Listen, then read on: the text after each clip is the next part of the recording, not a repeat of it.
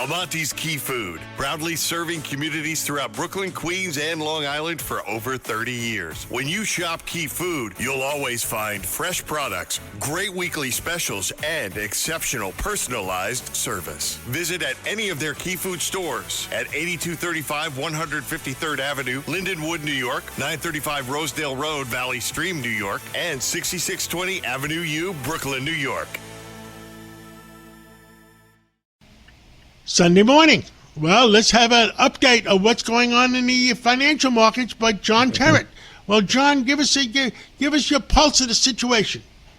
Good morning, John. Well, last week was a week of great records and deep sell-offs, as you know. One day worrying about Iran, the next day voting in favor of tech and AI, or rotating into the banks. Now, we had the Fed's beige book last week as well. It showed economic expansion in the U.S. is increasing in 10 of the 12 Fed regions, and that's better than April when it was 8. It also showed slightly stronger inflation, but stable jobs as well. Now, we had the ADP private jobs report on Wednesday. 122,000 were added, and the big one, of course, on Friday was the non-farms government jobs report. Stunning report. 172,000 jobs added, beating economists who forecast 88,000. That is really quite a remarkable difference. Now, this means, of course, the Fed meets under Kevin Warsh for the first time on the 16th and 17th of June. There can't be a rate cut now. There can't be.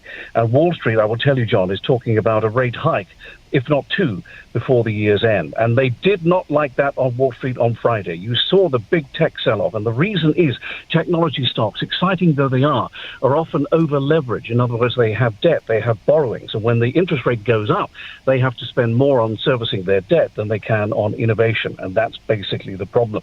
Anthropic last week, the AI company behind Mythos and Claude, the bots, filed confidentially for an IPO. It means that they can go ahead and move towards having an IPO later in the year. We think probably the fall. They've beaten OpenAI, the people behind ChatGPT. They're great rivals to the public domain. So that's an interesting thing to watch. And, of course, Bitcoin at its lowest for 2 years this week. Two reasons for that. First of all, people are looking at AI as the shiny new bauble that they want to buy, not cryptocurrency anymore. And also a company called Strategy sold 32 Bitcoins last week to pay some dividends, and that spooked the market, and many people sold off, and that's why Bitcoin is so low this weekend. Next week, of course, is going to be dominated by SpaceX, a $75 billion IPO with a valuation of $1.7 trillion.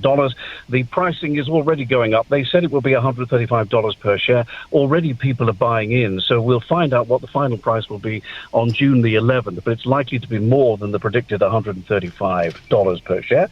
And of course, next week the World Cup gets underway. Very exciting, biggest sporting event in the world. Brazil and Morocco, the first game in the Meadowlands, and that's Saturday at 6 p.m. John Terrett, thank you so much for your report, and let's catch up again real soon, and the sun is going to shine for the rest of the century.